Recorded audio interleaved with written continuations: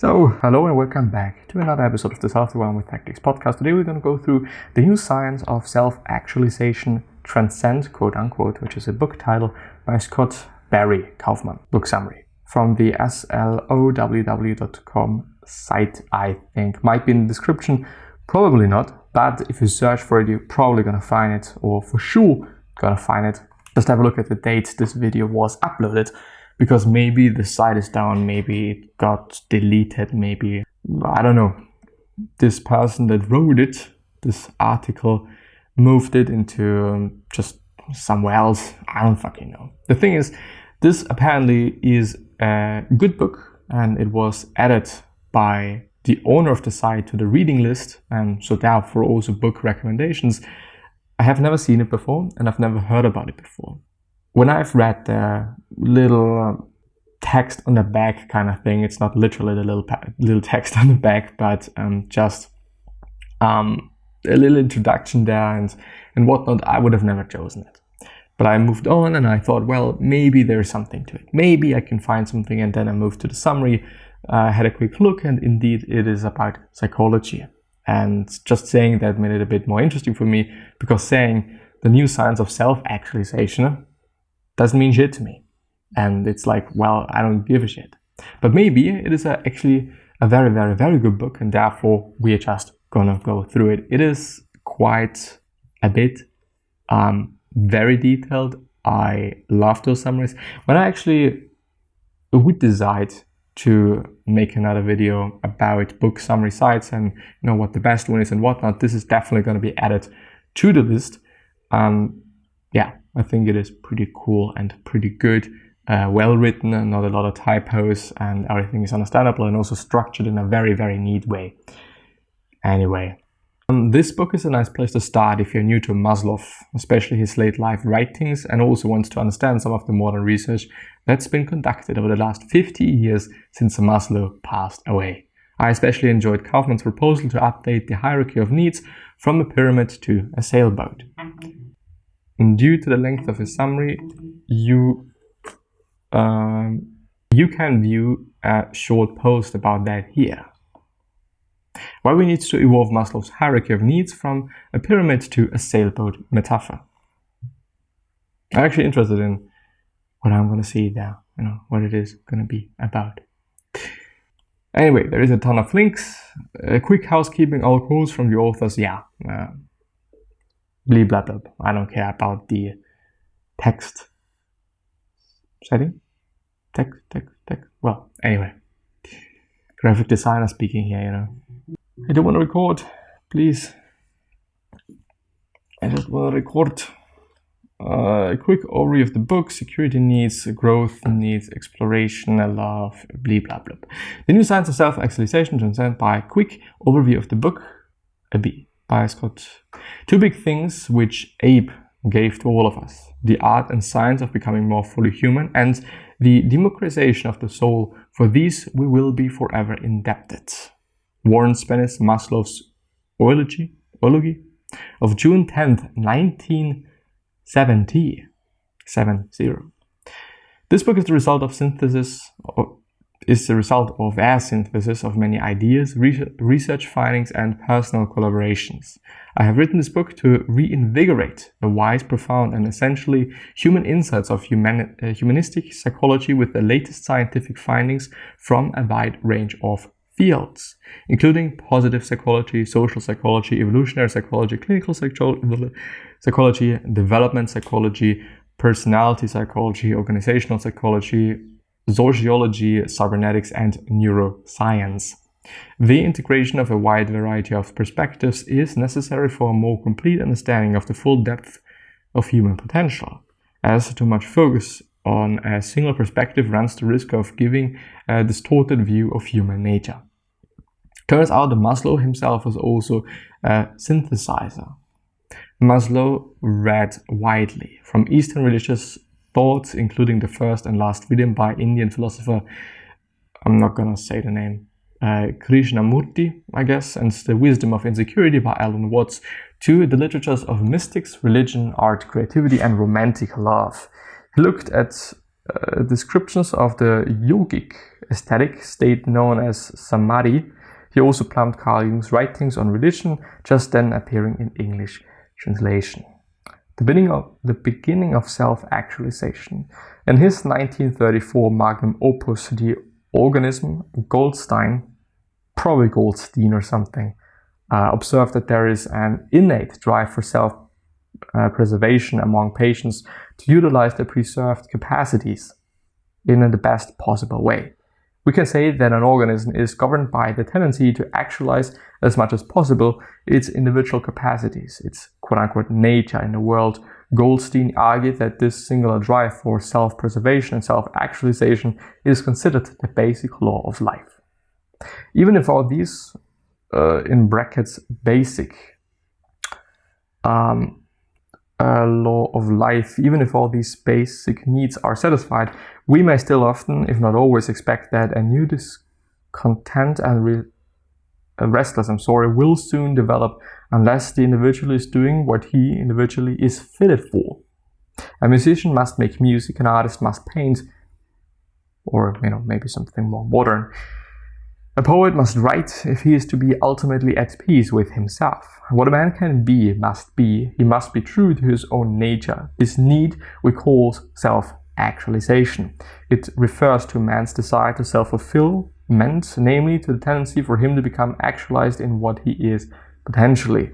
This tendency might be phrased as the desire to become more and more what one idiosyncratically is, to become everything that one is capable of becoming. Maslow, 1943. The problem that I'm seeing there is that a very, very, very small percentage of people and a small amount of people actually know what they should be doing, and who they are.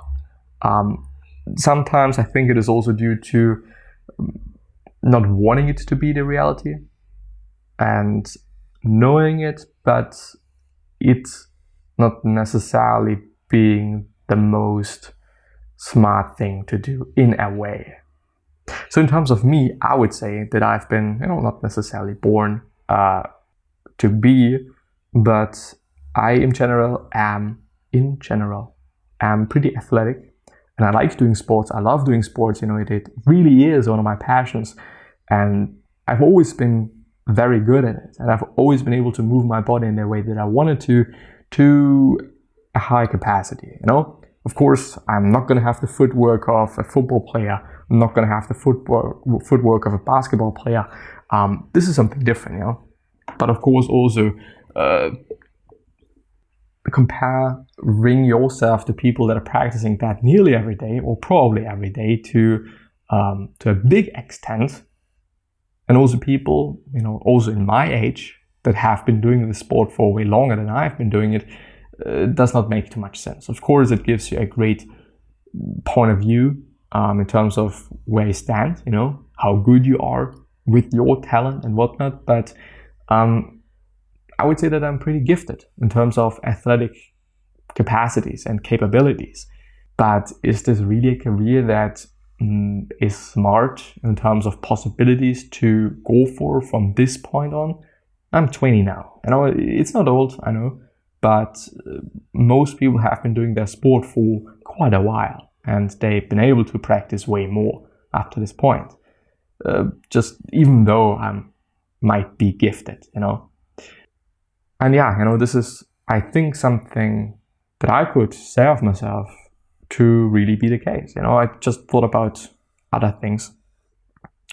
But I would say, in general, pretty gifted in terms of moving my body.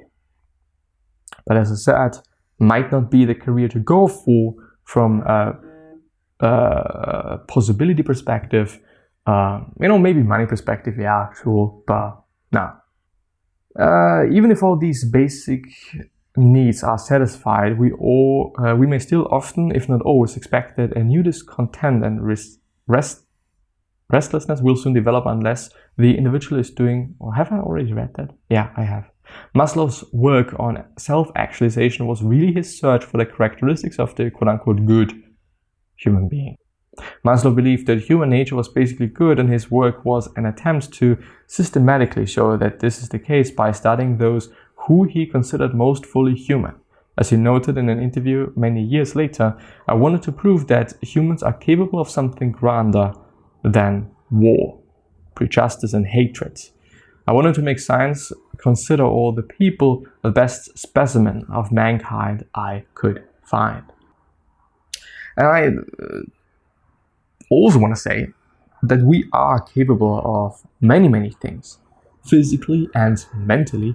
Not all of us, we all together, and some a bit more than others, a bit really more. There's just very smart people on this planet. Well, I don't know, like it's pretty much downplaying war, which I do not necessarily want to, underline or emphasize, or I don't know, say it's good or great or whatnot, but I think this is also an achievement, from a technical perspective. Of course, tanks and whatnot, we had to make them, we had to build them, and also build them in a way that, that we can use them for their purpose, which is war. And, I think that's also great from this perspective, Every other aspect and every other perspective is like, no, just don't. There seems to be no intrinsic reason why everyone should be this way, so self-actualizing. Apparently, every baby has possibilities to self-actualization, but most of them get it knocked out of them. I think of the self-actualizing man not as an ordinary man with something added, but rather as the ordinary man with nothing taken away. Maslow, 1946, by the way. Maslow was working on new ideas, going beyond self-actualization up until the very end of his life. I just thought, it is great, having this one piece and this one topic being like the epicenter of your life. That's crazy, and just indeed working on it till you fucking die. That's wild. That really is wild. Anyway, Maslow's lectures, unpublished essays, and private personal journals entries make it clear that he became preoccupied with this paradox of transcendence in the last few years of his life. I saw that Maslow was working on a set of axioms or propositions that would lay the foundation for a humanistic revolution. Devouring his last words and the contents of the neighboring folders, I discovered that these axioms were part of a book he was working on that would offer a new image of humanity and society. I also saw that he was planning to write a book entirely dedicated to humanistic education. He even planned on having a chapter of his book proposing the need for a fifth force in psychology, transhumanism. I do not even know the other force, but anyway. That would transcend human interest and focus on species transcending values. If I had to condense this whole book into a single sentence, I think I could come close to the essence of it by saying that it spells out the consequences of the discovery that man has a higher nature and that this is part of his essence. Or more simply, human beings can be wonderful out of their own human and biological nature. We need not take refuge in supernatural gods to explain our saints and sages and heroes and statesmen, as if to explain our disbelief that were unaided human beings could be that good or wise. Which as well was a quote by Maslow's unpublished draft of book title The Possibilities for Human Nature. I'm looking forward to it, and I'm gonna end the episode there, but I really am looking forward to this whole higher thing perspective and aspect, that man has a higher nature and that this is part of his essence. Or more simply, human beings can be wonderful out of their own human and biological nature. I mean, we can, but I think on the other side, we can really be fuckers, like really big fuckers, and destroy everything, out of our human and biological nature. This is just something we can do and how we can be. That's fucked up. But anyway, I'm looking forward to this aspect, to maybe the more optimistic and positive side of humans. Don't want to say that we are shitty, but we can if we want to. You know, when we want to, we can. And this is also interesting, by the way. Like, we can choose so much in our life and in how we are, how we act, what we do, what we say. That's pretty amazing. You know, we do have quite a ton of power over our own destiny. You know, some things just happen as they happen. It is what it is, and you can't do too much about that. But in the end, what you can do is just always change the way you see things, your opinions, your whatever. Anyway, gonna end the episode there. I do hope that you've been able to get something out of this, and you know, at least some thoughts or a bit of interest in what this book is going to be about. But I'm going to see you the next time. So, bye.